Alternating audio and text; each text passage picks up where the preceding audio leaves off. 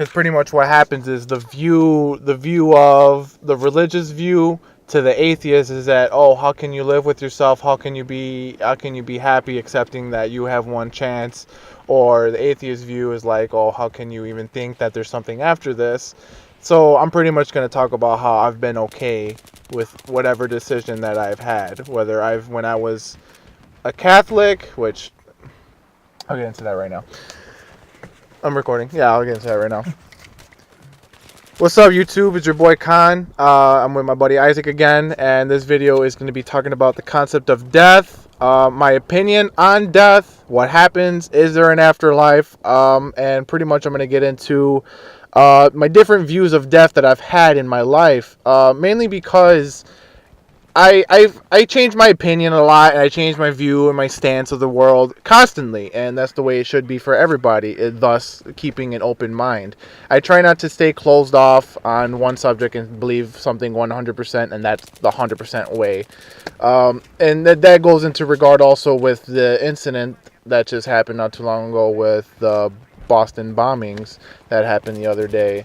And right away, you have conspiracy theorists attacking other people, and then you got the other people attacking the conspiracy theorists, and it becomes a battle of left versus right, that type of thing. And it was really hard for me to stay neutral on that, but that's an entirely different subject. But yeah, my views on death, no matter, I was born a Catholic, and years have passed. I was a little kid. It wasn't nothing that was forced upon me, but my parents weren't really like 100% religious, but they did believe in God, but they weren't forcing their beliefs onto me. They told me, you learn as you go as a kid. You see what your parents do, you see what your parents think, so you tend to pick up what they think and what they believe, and you use it as part of your own life and your own world. But as time went on, started to question things, and eventually around when I was 15 or 16, I had became a born-again Christian. So to compare, Catholic and Christian, their views are a little bit different on certain things, because they're both, different denominations of, Judaism? Pretty much. Yeah, Judaism. Monotheism, yeah. One God, okay. So as a Christian, I kind of share the same beliefs that my brother had, because I had done this with him. Since I was he was older, I looked up to him, so I kind of went with what he was doing, but I agree with a lot that he said. But my main thing with the beliefs of the afterlife with Christianity, I accepted it, and I was okay with it.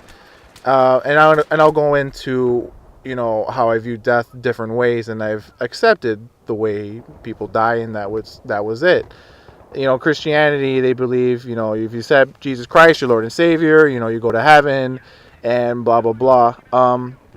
The only thing I didn't agree with was the whole hell aspect when it comes to Christianity. And I'll be careful what I say, because I've noticed people on the YouTube community talk about religion, and they get bombarded with dislikes and whatnot, and hate comments and hate mail. And this is not about that. I'm just sharing an opinion. I'm not trying to tell anyone to avoid religion as a whole, or something similar like that. That's not what I'm here for. I just want to have a simple conversation about different subjects. So I never wholeheartedly agree with the whole concept of hell. My main thing is that you have an omnipotent being, and all-knowing, all-loving, and if you're going to create something and then send it to hell for its mistakes, when you well knew that what the hell was going to happen, pretty much, and you're still destining your creations to eternal hellfire burning and all that fucked up shit. I never agreed with that, and eventually my faith, if I even had any faith, because Christianity to me felt like it was just, you have to have faith or that be that, and that wasn't enough for me. So eventually I had left Christianity, because I've looked into the Bible, I've gone into quotes, and I even got into some stuff with my brother, learning about the Bible and just learning different things about Christianity, even through different texts and languages, different versions of the Bible. There's the New International Version, there's the King James Version, there's like 5 different versions of the same book. That's just a massive headache. I'll get into that in another video. So after that, I've got into atheism. If I can be perfectly honest, at this point in my life, I can say that I don't want a title to my name. I don't want to be considered an atheist, or I don't want to be considered, what's the other one? Agnostic. I didn't want to be considered agnostic either. Right now, I don't want any title to my name. I'm pretty open to everything right now, and I don't want to be labeled as anything. But I can say that I was an atheist at one point, just didn't believe in the concept of a God, and that's when I hit my 100% logical point, where if things didn't make sense, it didn't exist. So my view with death, as an atheist, I openly accepted at the fact that if I were to die, either live a long life, die early, whatnot, and that be that, there's no more, I was perfectly okay with that. And my reason being is, if I lived long enough to have children, be able to teach them the things that I've learned, and to create, more human beings with a very good intellectual brain, pretty much, being able to think for themselves, and being able to enjoy the experiences that I had, being able to share things that happened with other people, I was okay with that. And if I were to die, then that be that, then I was perfectly fine. There wouldn't be any need for anything else at that point, because I've already shared on what I had for the world. Whether I changed the world or not, or changed the views of certain people, I was okay after I died, and that was that.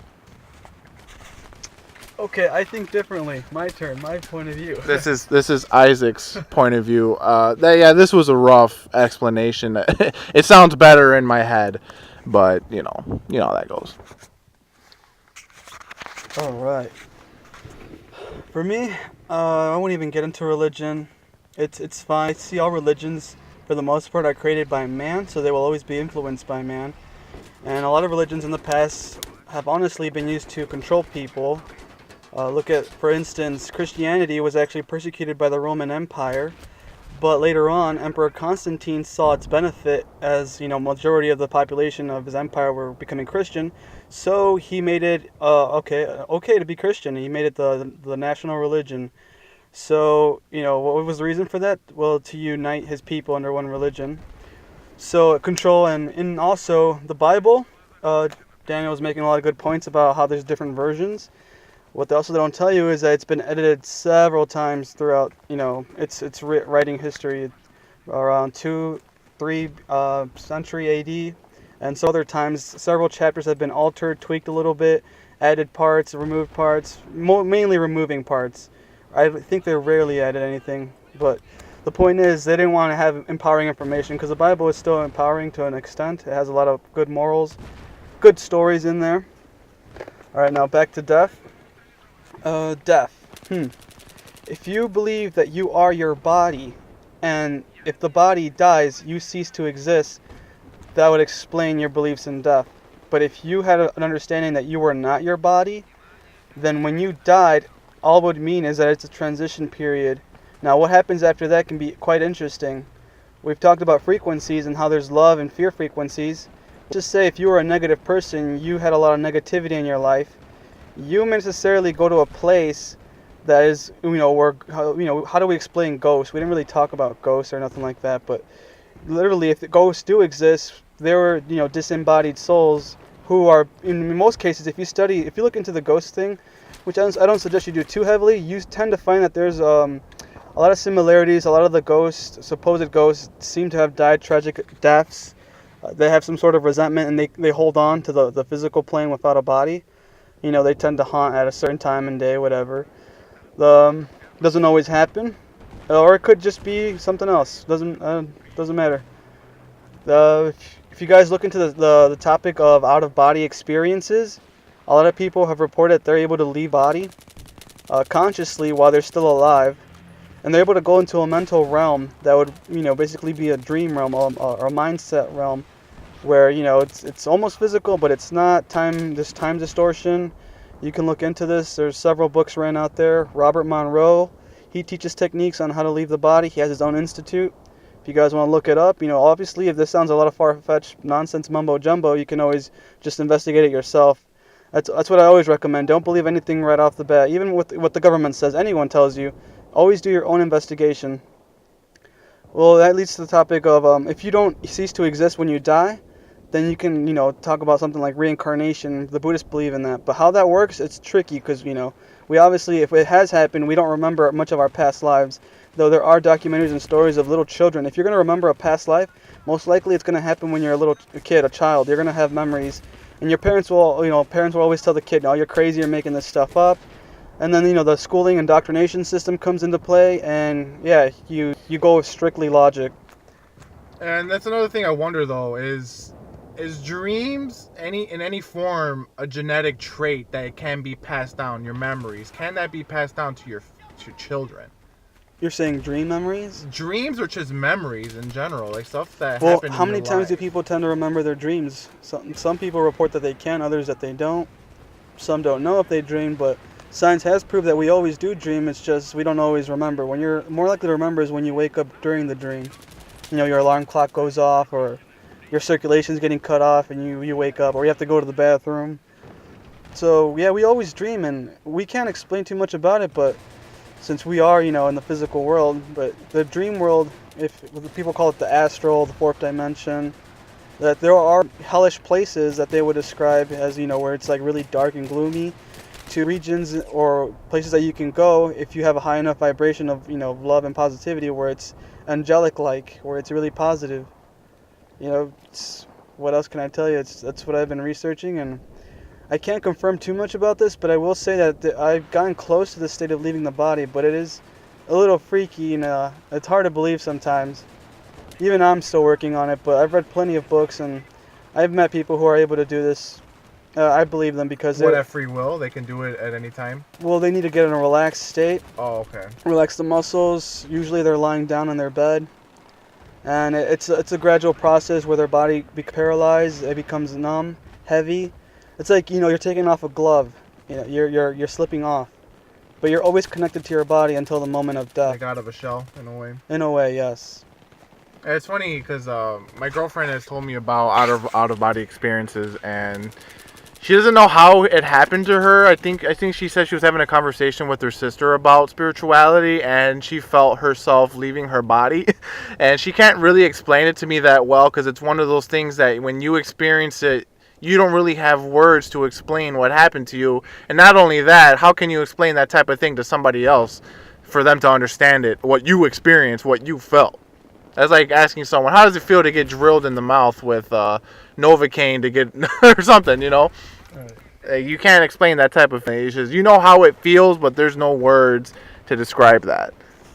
Really, like, how does it feel to go skydiving if you've never, done it? You wouldn't know. You can say it's exhilarating, but that's about it. You can't explain the feeling of falling thousands of feet, in the air. Can't explain that really. You could try. People report that after they have an out-of-body experience, they no longer have a fear of death because they know that after you die, you go on. Whether or not you decide to reincarnate, I don't know how that works. There's probably like some rules. You meet with some spirit guides. However that works out, you can have the option of rebirthing. The point, the Buddhists though say that we all rebirth. The thing is, the goal is to not rebirth, to consciously decide that, to know that you don't need to reincarnate. But it's in a way like it's like moving on from this realm, right? Like I don't need to come back. Dimension. Yeah, like you've learned what you came to learn, and if you want to keep learning, you got to go into a higher dimension or possibly reincarnate on another planet that's more spiritually and technologically advanced. Now, this starts to sound a little crazy, but if there is life out there, then they probably have a lot of similar rules that we do with death in regards to the laws of the universe. whatever they may be. Whatever. Yeah. The main thing is that you just don't know, and this is just stuff that you need to experience for yourself. You know, all we can do is bring up these ideas, and it's up to you guys just to do stuff on your own and just figure things out by yourself. You know, it's in a way it's almost a dangerous thing. You're promoting ideas to people because then you're kind of telling them what to think and how they should do things. But this isn't what this is about. This is just opinions from one guy and another guy to a group of people online that we have no idea are actually there. You know. Real quick, in regards to death, the government and all control systems, they love to keep us afraid of death. And you'll see it in all forms, whether it be terrorism and mass murder of any kind, war. I'm not saying it's nothing that you should, if you lose a loved one, yeah, it's sad and everything, but you shouldn't also let that dictate how you live your life. I mean, those people who passed on, they would want you to live your life to the fullest. So, things like terrorists, the Boston, the bombings that occurred, it's a sad thing, and I hate to say it, but I'm pretty sure, more laws are going to get passed, something's going to happen from this, all due to fear. And the only thing that annoys me with that is when, okay, I understand that when an incident like this happens and you talk about it for the day, that's fine, but then when the media uses certain words constantly, it's ingrained in your subconscious. It's getting exactly ingrained into your mind what this actually is, and that's the only thing that bothers me. And if someone decides to kill others and mass murders, even the shootings or whatever, I don't think that person should be publicized. They shouldn't. All they have to say is, look, we found someone proven guilty, but we're not going to name him. We're not going to show an image of him, because all that happens every fucking time is if it's a white guy, all these fucking white people, blah, blah, blah, doing this, doing that. Or it's a black guy, all these fucking black people ruining this country. Or it's a Mexican, all these fucking illegals. They're always looking to blame someone else. It's looking to blame, and that's what bothers me the most. And then people start hating, whatever the domination, the people. See, they love to use hate. Remember that. Also, real quick, I forgot to mention about reincarnation. We got 3 minutes.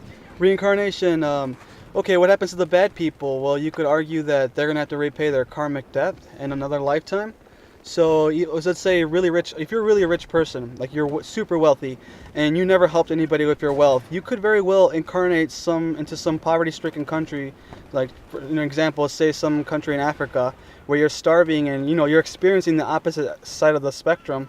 Or if you're an owner of a Chinese sweatshop, and you die and you become that person who you put, made people work. That's a possibility. I think the universe, if there is reincarnation, it's only to teach us. It's only to advance our souls, because we're all trying to ascend. We're all trying to return to the source. I'm not saying it's God, but I believe that there is a source of consciousness, a source of life, whether it's the universe or something greater than that. And my thing with that too is, like, people have believed in the concept of a God for centuries. God is really personified. We actually make God in our image, like he gets angry and such. We give him human qualities. I don't think there's a way to explain it if that's the case. Yeah, I don't think God is a human or anything that Okay, here's a perfect example. Before he gets into that example, we'll save that for another time because we got to get going. It's getting late. So we will catch you. If horses had hands and they could paint, they would paint their gods in the forms of horses. That's all I'm trying to say. Damn. All right, guys. Khan, and that's Isaac. Isaac, peace out. So we're out of here. Catch y'all later. Got to go back to work.